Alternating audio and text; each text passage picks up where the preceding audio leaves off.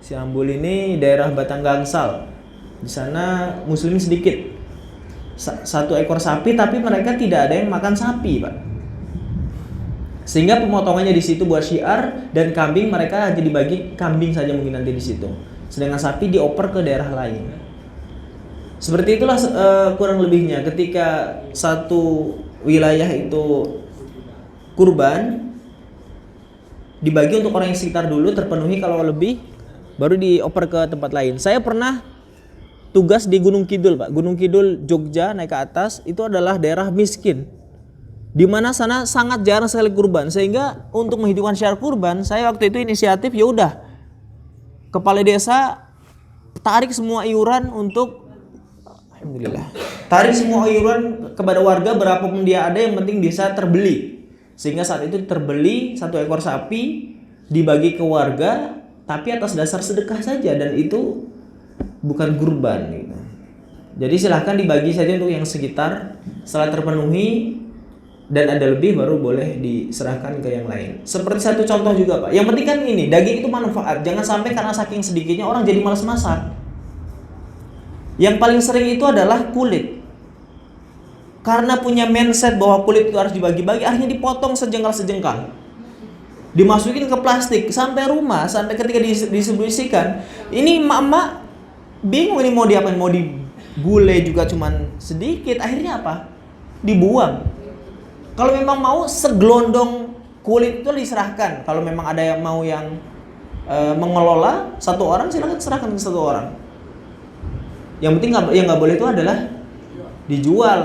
Nggak boleh dijual uangnya untuk operasional, itu yang nggak boleh. Tapi kalau dikasihkan ke orang, misalnya nih, tiba-tiba Ustadz Rahmat, Ustadz mau kulit nggak Ustadz? Mau, dikasih satu ekor sapi itu. Kemudian sama Ustadz Rahmat dijual kulitnya. Kemudian uangnya untuk Ustadz Rahmat sendiri. Ini boleh, karena udah haknya Ustadz Rahmat. Tapi kalau yang menjual adalah panitia, uangnya digunakan untuk operasional, ini yang tidak dibolehkan. Gimana?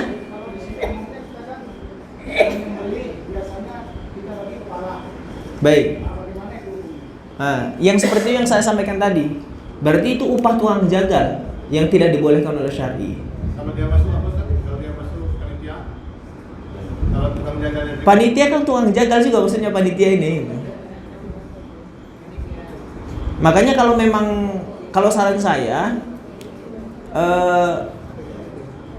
tukang jagal atau tukang jagal itu dikasih upahnya dari luar daging, yaitu uang kah atau apa. Sampai masalah daging, Pak, saya contohkan ini. Kan kadang ada setelah dipotong ada masjid-masjid tertentu itu dimasak, Pak ya, untuk makan bareng-bareng. Baik. Kalau itu hanya dikhususkan untuk panitia, itu tidak boleh.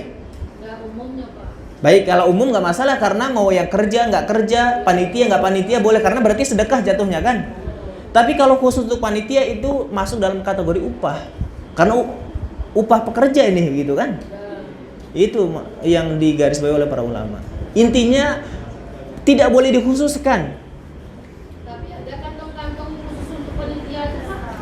Ya kalau buat dari pembagian, ada kantong-kantong untuk panitia itu gimana? Nah, di daerah saya sudah mulai dihilangkan. Udah, Pak ini bekerja atas dasar siapa yang mau bekerja. Kalau kami membaginya berdasarkan kebutuhan, bukan berdasarkan pekerjaannya. Wallahu a'lam bishawab. Karena dikhawatirkan, Pak, ketika mendapatkan bagian khusus, khawatirnya itu masuk dalam kategori upah yang dilarang oleh Rasul. Kira-kira kalau nggak upah apa namanya itu? Kan masih bingung kita.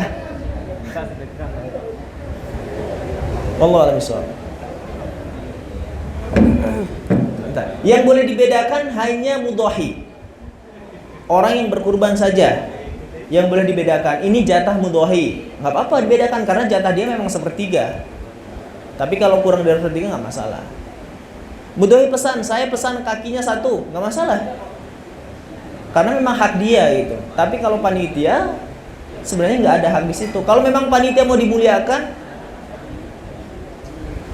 keluarkan kas, baik kasnya dari orang yang berkurban atau kas dari musola, yang jelas untuk bersama-sama kan. Wallahu a'lam. Baik, ini menarik kebiasaan di daerah kita yang biasanya ketika berkorban untuk panitia dilebihkan 1 bungkus. Gitu Ustaz. Tadi dijawab oleh Ustaz Imran, itu termasuk dikhawatirkan termasuk dari upah, maka lebih baik dihilangkan. Kalau mau diberikan upah, iuran sapi tadi dilebihkan. Kalau 2.500.000 jadi 2.700.000 ya. Nanti untuk upah panitia, itu boleh. Baik, itu pertanyaan pertama bagaimana terjawab Pak? Ya, insyaallah. Jawab pertanyaan selanjutnya. Ustaz Jais, tambah keren aja. Ya, silakan Pak.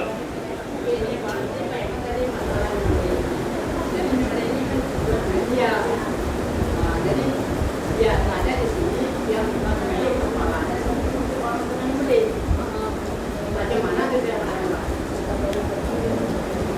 Kebiasaannya di sini orang yang menyembelih itu dikasih kepala. Nah,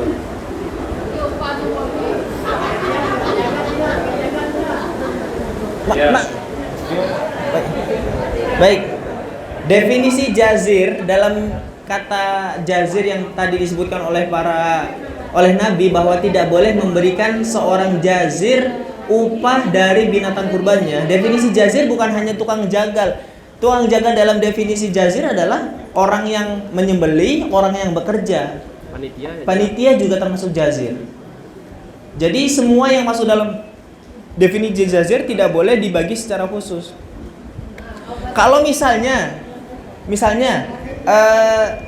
setelah penyembelihan selesai ada kepala tergeletak kepala Pak, terus bilang begini panitia, ayolah siapa yang mau ngambil, ini kepala nggak ada yang mau, ambillah, ini kulit nggak ada yang mau ngambil, ambillah.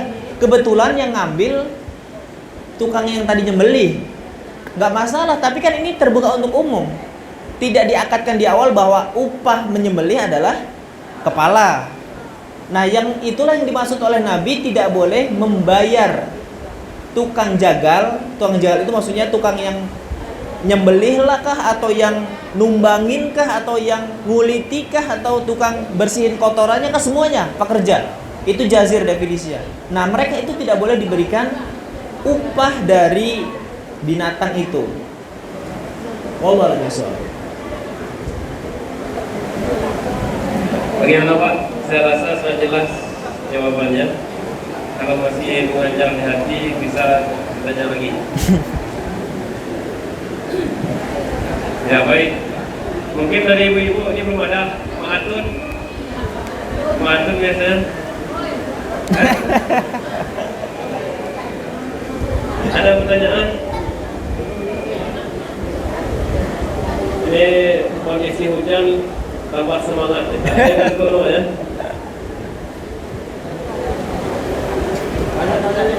Oh ya, Pak Takmir. Fatwa. Ya. Kemi.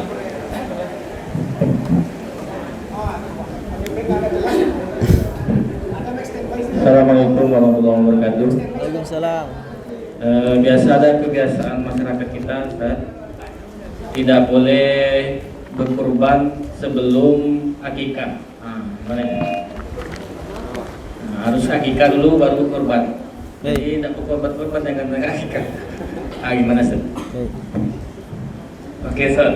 Jadi akikah dulu berkurban. Kalau belum akikah nggak boleh kurban. Nah, itu di sini. Bagaimana menurut Ustaz? Baik. Oh, di tempat lain. Akikah dengan kurban ini adalah dua ibadah yang tidak saling berkaitan. Kurban adalah kewajiban yang Allah bebankan kepada pribadi kita masing-masing. Sedang akikah adalah beban kewajiban yang Allah bebankan kepada orang tua. Kita sering mendengar dan melihat bahwa banyak sekali riwayat Abu Bakar berkurban, Umar berkurban, Rasul berkurban.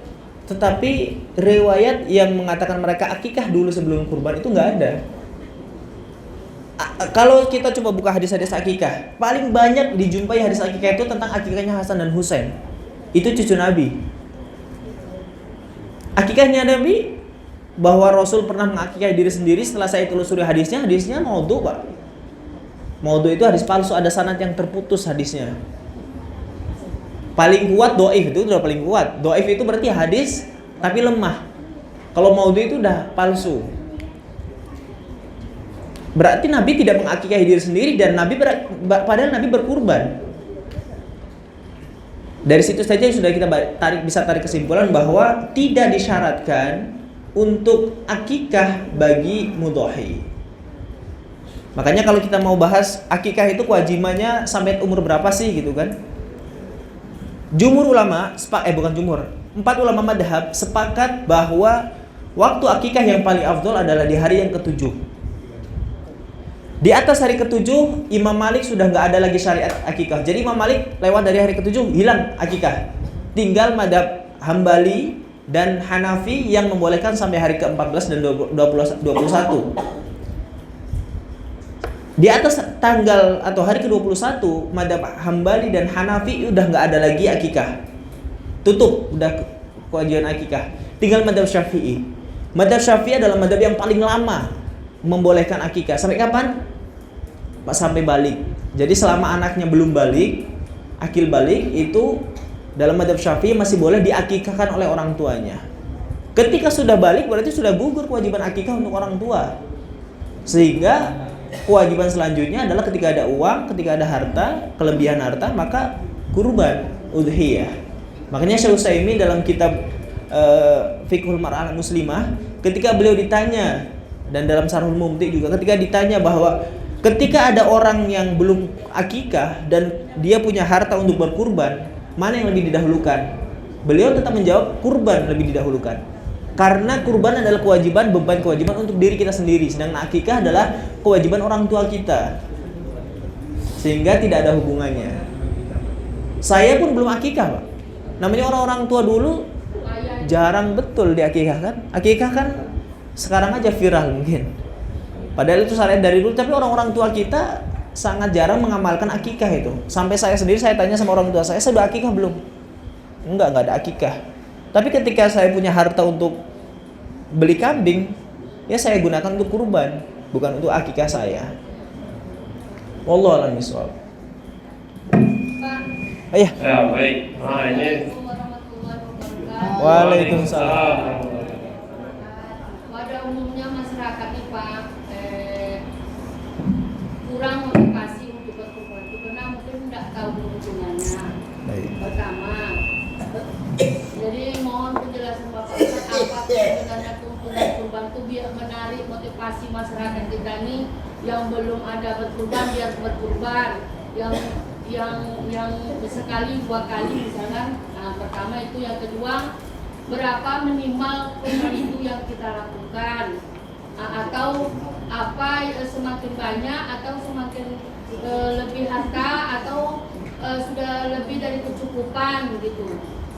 Nah, cuma itu Pak. baik, Ustaz. Yang pertama, motivasi supaya semangat berkorban. Ini kalau masalah motivasi itu biasanya orang ikut mazhab Abu Hanifah itu semangat karena diwajibkan. Kalau Imam Syafi'i dan Imam Ghazali pernah muakkadah. Sampai ada yang seumur hidup sekali. Nah, bagaimana Ustaz supaya termotivasi? Apakah cukup seumur hidup sekali? Padahal dia mampu. Bagaimana Ustaz? Kalau saya mau mengiming-imingi dengan beberapa riwayat yang ada, itu saya tidak berani, karena memang kalau mau jujur kita mendalami hadis-hadis tentang kurban, itu banyak yang dhaif bahkan palsu, termasuk hadis yang mengatakan bahwa binatang kurban itu akan menjadi binatang kendaraan kita nanti pada hari kiamat, gitu ya. Sehingga orang-orang ahli logika akan tanya lagi, kalau sapi bertujuh berarti 7, nah itu tanya. Kan gitu orang-orang logika, karena memang secara kekuatan hadis lemah. Ada satu hadis yang kuat menunjukkan bahwa hanya sebagai sebatas keutamaan yang disampaikan oleh Aisyah radhiallahu anha, ahabul a'mali indallah, amalan-amalan yang paling dicintai Allah Subhanahu wa taala ketika hari kurban adalah iraqud dam, adalah mengucurkan darah. Mengucurkan darah adalah kurban.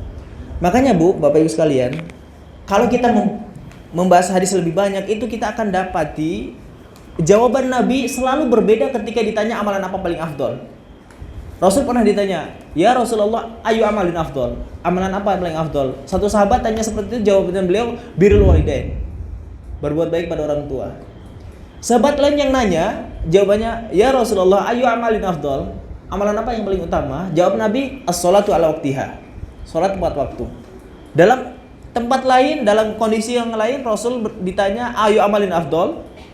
Amalan apa paling utama? Al-jihadu fisabilillah, perang di jalan Allah. Jadi satu pertanyaan yang sama, tapi kenapa dijawab oleh Rasulullah dengan jawaban yang berbeda-beda? Maka kalau kita mau menganalisa, berarti amalan yang afdol adalah amalan yang paling dibutuhkan saat itu. Ketika sudah qomat, amalan paling afdol sholat.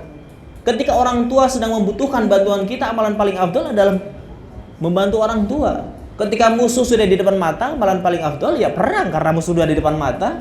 Masa musuh di depan mata kita amalan paling afdolnya baca Quran misalnya.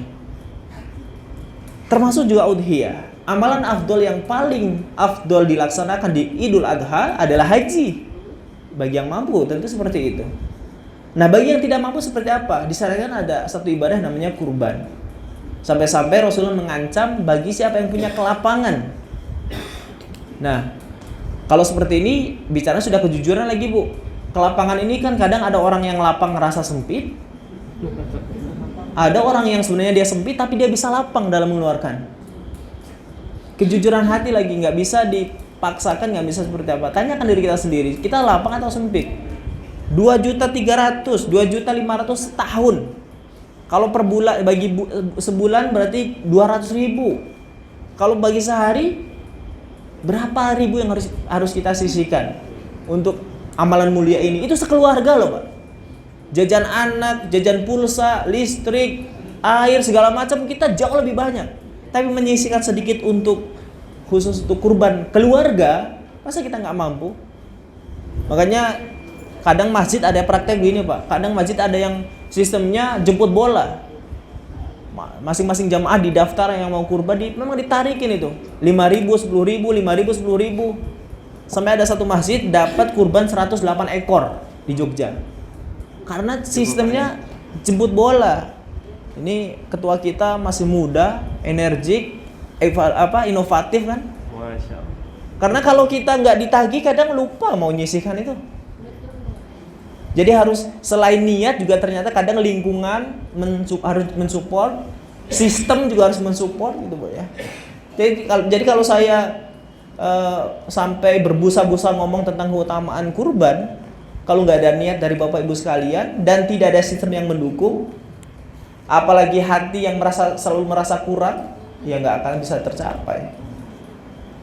Jadi tugas para ustadz lah, Ustadz Rahmat selalu mendampingi Bapak Ibu sekalian untuk bisa tahun depan punya target berapa kita target 10 misalnya. Bagaimana caranya? 10 berarti harus 70 mudhahi. Di mana caranya 70 mudhahi? Sekitar sini. Berapa tenaga harus dibutuhkan untuk menginput harta setiap pekan kah, setiap hari kah, atau setiap bulan kah? Gitu. Wallahu a'lam bishawab. Semoga memudahkan hati kita untuk bisa udhiyah.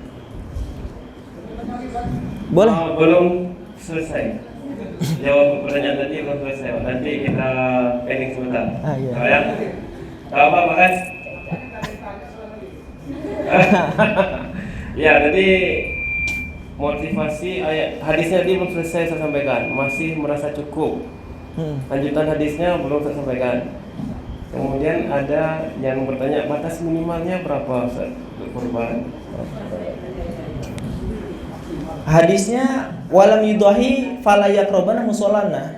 Barang siapa yang ada kelapangan rezeki tapi dia tidak mau berkurban, maka jangan dekat-dekat mushola kami. Jangan dekat tempat sholat kami. Ini menunjukkan bahwa Rasul marah betul bagi orang-orang yang mampu tapi nggak mau berkurban. Sehingga Abu Hanifah menyimpulkan ini wajib, gitu loh, Pak. sampai menyampaikan ke derajat wajib itu karena berdasarkan dengan dalil ini. Tapi kan dalil lain, pendapat jumhur yang mengatakan sunnah muakkadah, bahasanya adalah wa arada ahadukum ayyudahi, dan salah seorang di antara kalian ingin berkurban. Kata-kata jika kalian ingin itulah yang menjadikan madhab jumhur menyimpulkan ini sunnah tapi muakkad. Begitu. Iya.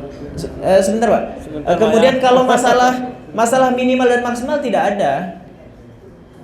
Minimal dan maksimal tidak ada. Kalau mampu silahkan. Setiap tahun mampu, setiap tahun. Gitu. Wallahu a'lam. Baik, ini dulu. Sebentar, Pak. Bentar Pak ya. Baik Pak, silakan. Baik. Karena selama ini kan kami kerja. Apakah di panitia itu sekarang kan mungkin selama ini kami kan panitia itu umum. Siapa yang bekerja itulah panitia. Sekarang ini mungkin ketua baru mau berubah. Apakah panitia itu harus ada akad dari yang berkorban? Dan atas wewenang panitia itu seperti apa? Apakah dia berhak menentukan membagi berkorban? Ataukah memang ditentukan orang yang berkorban? Terima kasih. Baik. Oke. Yang pertama tadi tentang akad kan? Apakah harus diakadkan oleh yang berkorban? Yang kedua, pembagian. Wewenang panitia sampai kemana? Apakah setelah diserahkan dari akad, setelah diserahkan ke panitia, itu hak panitia sepenuhnya menentukan kemana, apakah ini karena bagi ke siapa gitu. Oh ya. Baik Ustaz. Yang pertama, apakah panitia itu emang diakadkan oleh yang berkorban? Selain yang disuruh yang diakadkan oleh berkorban tak boleh. Kemudian pembagiannya itu apakah diserahkan sepenuhnya untuk panitia atau berkorban juga harus membagi apa ada yang membagi sendiri? Nih. Berarti dua pertanyaan. Yang pertama, saya menggunakan dua kaidah usul fikih. Yang pertama al-adatu muhakkamah, kebiasaan itu bisa menjadi hukum. Yang kedua al-ma'rufu urfan kal masruti syarton, sesuatu yang dipahami secara uruf, secara kebiasaan itu maka sebuah akad yang tak terucap. Saya contoh, Pak. Yang kaidah ini saya contohkan begini sebelum masuk ke jawaban Bapak. Kalau kita bertamu, ketika makanan dan minuman disodorkan dari dalam rumah ke ruang tamu, secara adat kebiasaan itu menjadi hak tamu, Pak. Baik dipersilahkan atau tidak dipersilahkan. Secara adat seperti itu, sehingga ketika kita minum atau kita makan halal karena secara adat itu udah diperbolehkan walaupun tidak terucapkan oleh pemilik rumah. Nah, tinggal kebiasaan kita di masyarakat itu seperti apa dalam masalah kurban. Kurban ini kan pemilik sapi mewakilkan. Kita nih panitia sebagai wakil saja, Pak, sebagai wakil mudhohi atau orang yang berkurban. Nah, wakil itu punya kedudukan yang sama dengan pemilik. Wakil itu secara wewenang dia punya kedudukan yang sama dengan pemilik. Jika wakalahnya wakalah tam, wakalah yang sempurna. Artinya kebiasaan kita gimana sih sebenarnya di sini? Mungkin kebiasaan di tempat lain beda. Makanya saya harus membaca kebiasaan di sini. Kebiasaan di sini itu ketika mudhohi menyerahkan ke panitia ini seperti apa? Walaupun nggak harus dengan akad, tetapi prakteknya yang dipahami oleh masyarakat seperti apa? Kalau dalam masyarakat setempat sudah bisa dipahami bahwa panitia berhak membagikan terserah dengan keputusan panitia, maka berarti panitia punya wewenang penuh. Tapi kalau kebiasaan tempat lain bahwa panitia hanya punya wewenang memotong, membersihkan, packing, nanti masalah pembagian diserahkan kepada mudhohi. Kalau di tempatnya seperti itu berarti panitia nggak punya hak untuk membagikan. Tapi sepanjang saya hidup di mana-mana biasanya wakalah atau perwakilan yang diberikan oleh mudhohi, oleh pemilik binatang itu ke panitia secara full, sehingga panitia diberikan wewenang secara penuh untuk membagikan binatang kurban. Hatta bagian pemilik kurban tadi, sapi itu kan ditentukan oleh panitia. Dia dapatnya berapa kilo, dagingnya berapa, tulangnya berapa itu panitia yang menentukan, karena secara kebiasaan sudah diserahkan kepada panitia secara utuh gitu Pak. Jadi silahkan bermusyawarah tentunya panitia untuk mencari yang lebih paling maslahat, paling baik untuk pembagian itu. Wallahu a'lam bishawab. Oke, kemudian yang harus Kemudian yang pertanyaan kedua tadi apa? yang pertama itu pertanyaan yang kedua terjawab. Ah, Yang pertama itu panitia itu memang harus diakadkan oleh orang yang berkorban atau siapa saja yang hari itu datang jadi panitia gitu. Baik. Ya. Sebenarnya kalau misalnya sebenarnya panitia itu kan masjid sebenarnya. Akadnya adalah secara tidak terucap pemilik kurban mengakad dengan pengurus masjid biasanya kan. Kemudian pengurus masjid menunjuklah, biasanya dengan dalam rapat ditunjuk beberapa orang yang masuk dalam SK panitia.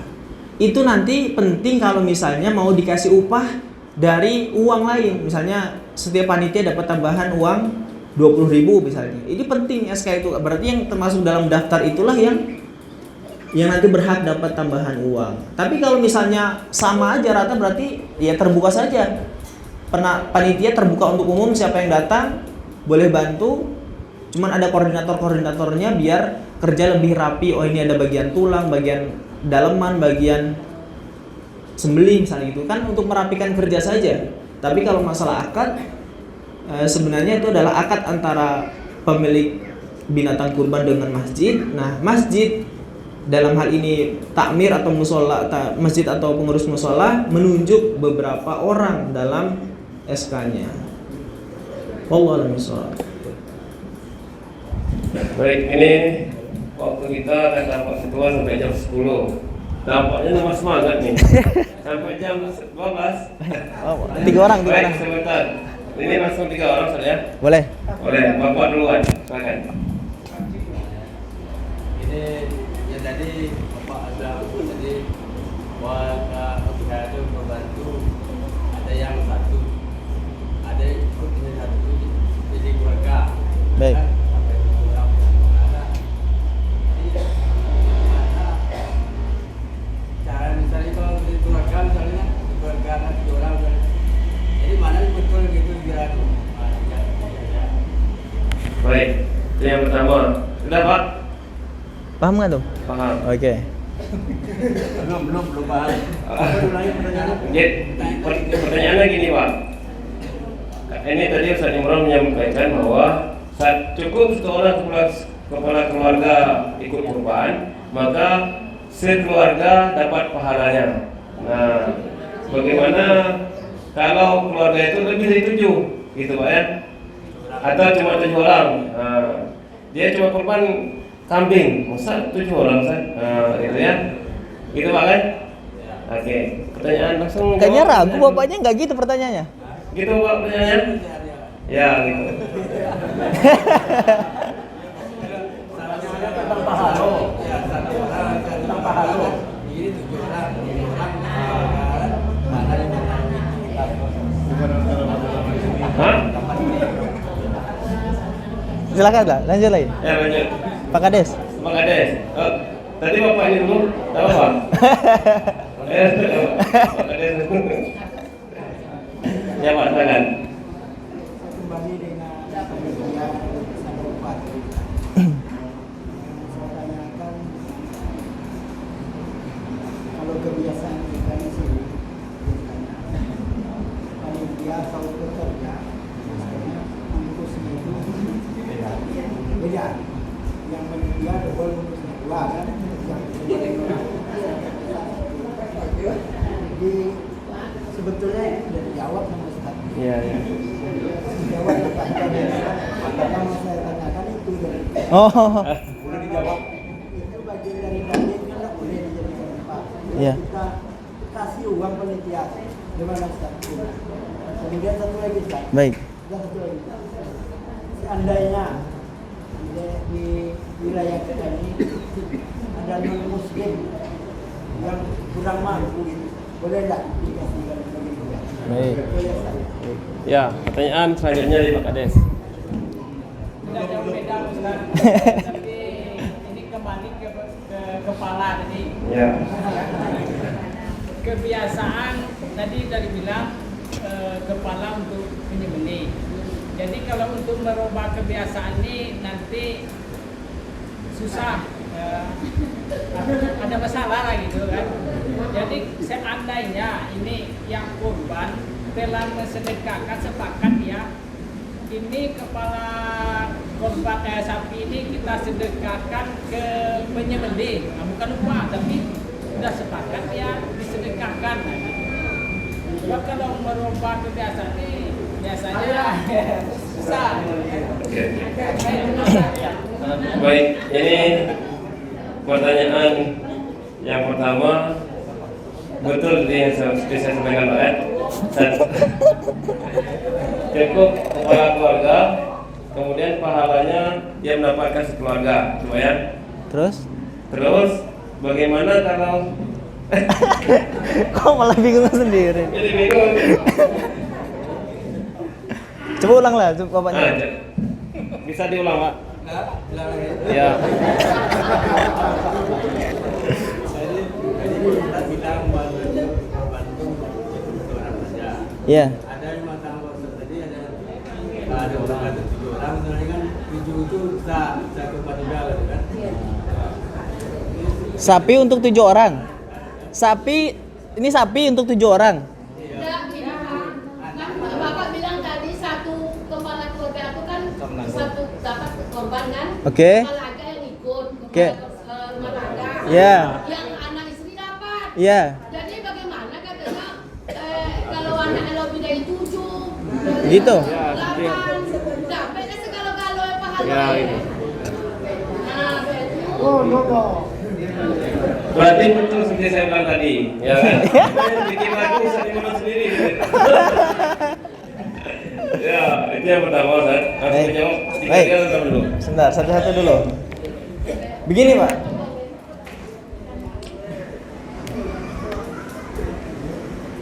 Ketika kepala keluarga berkurban, maka seluruh anggota keluarga yang di bawah nafkah kepala keluarga ini dapat pahalanya. Dapat pahalanya, oke? Wa in ta'addada, walaupun jumlahnya banyak, berapapun, istrinya 4 misalnya, anaknya 20, maka semua keluarga yang berada dalam tanggungan nafkahnya dapat pahala kurban. Sedangkan yang 7 ini adalah batas maksimal iuran untuk 1 ekor sapi.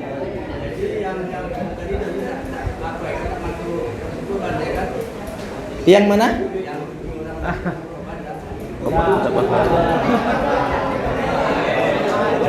Misalkan nih Pak, Bapak punya uang 2 juta.